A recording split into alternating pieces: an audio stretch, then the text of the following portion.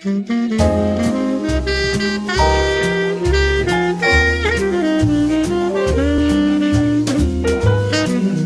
atrodė madų pristatymai Lietuvoje prieš daugelį metų, tačiau ilgą laiką šios grožybės tūlėjo mados istorijos stalčiuose.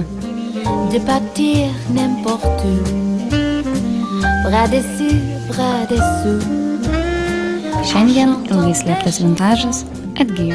Vilniaus energetikos ir technikos muziejuje ketvirtadienį atidaryta Vilniaus modelių namams skirta paroda. Iš pelenų Feniksą prikėlė Edita Juščiūtė.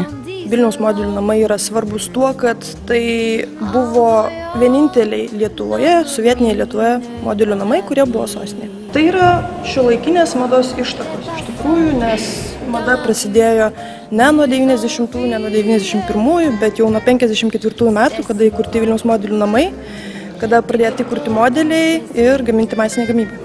Vilniaus mados namuose gimė elegantiškos kolekcijos, puošusios visos šalies moteris. Grožio architektai kūrė nuostabius, vienetinius modelius skirtus žymiausioms krašto damoms.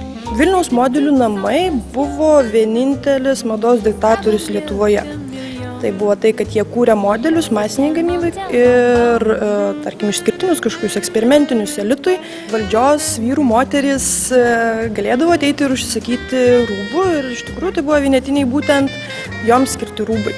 Prabangios medžiagos, unikalūs modeliai, subtilūs aksesuarai.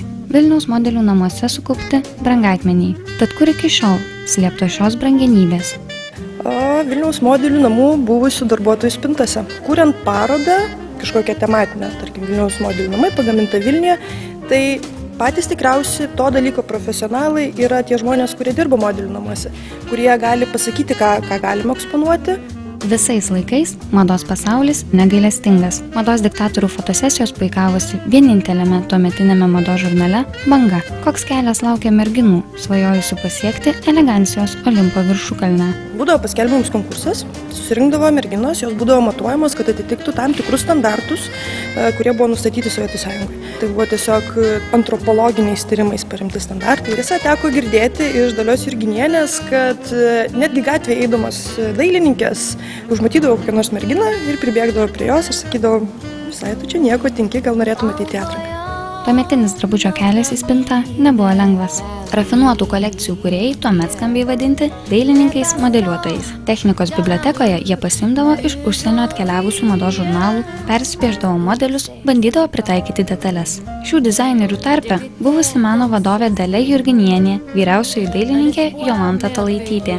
Modelius turėjo patvirtinti meno taryba. Jai priklausė Vilniaus modelių namų darbuotojai, lengvosios pramonės ministerijos atstovai, o taip pat vyriausiai dailininkai, konstruktoriai, technologai. Pristatymo metu taryba spręsdavo, kurie modeliai gamybai tinka, o kurie ne. Tad gyvuoja vintažas, elegancija ir estetika. Bent jau dabar Vilniaus modelių namai yra tikrai susilaukę nemenko dėmesio. Netgi, kiek žinau, Vilniaus dailės akademijos studentai rašo darbus ir turbūt semėsi idėjų irgi iš to laikmečio. Dizaineris Egidijus Sideras parodoje ieškojo lietuviškos mados ištakų. Įdomiai, iš tikrųjų mes dar ne viską spėjom apžiūrėti. Įdomu tik, iš kur prasidėjo ta lietuviška mada, nes iš tikrųjų matyti iš čia. Aš nežinau, apie tai niekada nemąsčiau iš tikrųjų, bet galbūt didžiausią įtaką daro Vilniaus dailės akademija, bet tai yra labai susiję dalykai. Viena iš parodos viešnių, Liubovė Čaplikienė, su šypsena veide prisiminė Vilniaus mados namų aukso amžių. Kaip rusiškai sako, хорошо намало. Kažkada darydavo, aš buvau surišta irgi visi meno tarybai, viskas čia vyko.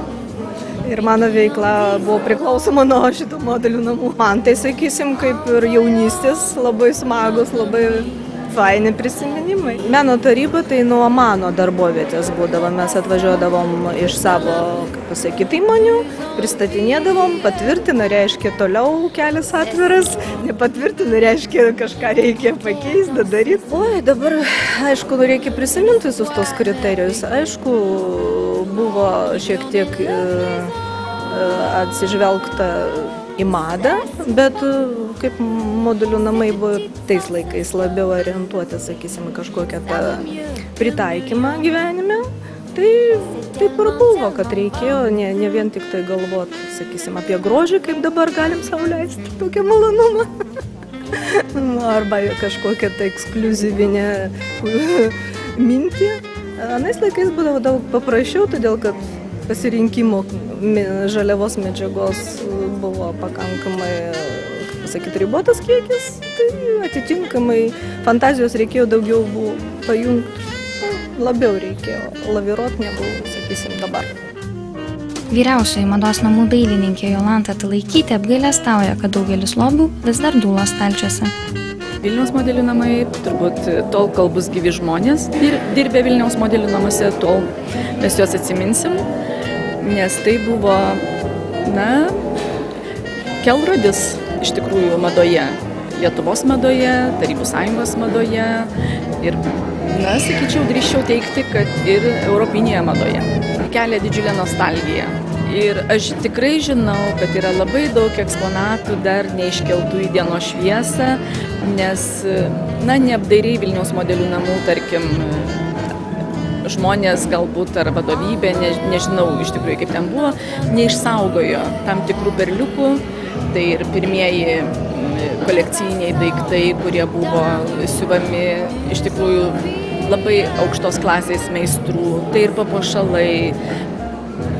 Pati pradžia 50-60 metai, klestėjimas 70-80, tai buvo aukso amžiaus Vilniaus modelių namams. Tikrai perlų ir, sakyčiau, brangakmenių ten buvo tikrai nemažai. Įskaitant ne tik drabužius, galvojant, ne tik kalbant apie drabužius, bet ir apie žmonės, apie profesionalus. Ir manekenus taip pat. Vintažinis Feniksas pakilo iš pelenų. Elegancijos kupina jo giesmė skambės Vilniaus energetikos ir technikos muziejuje dar mėnesį.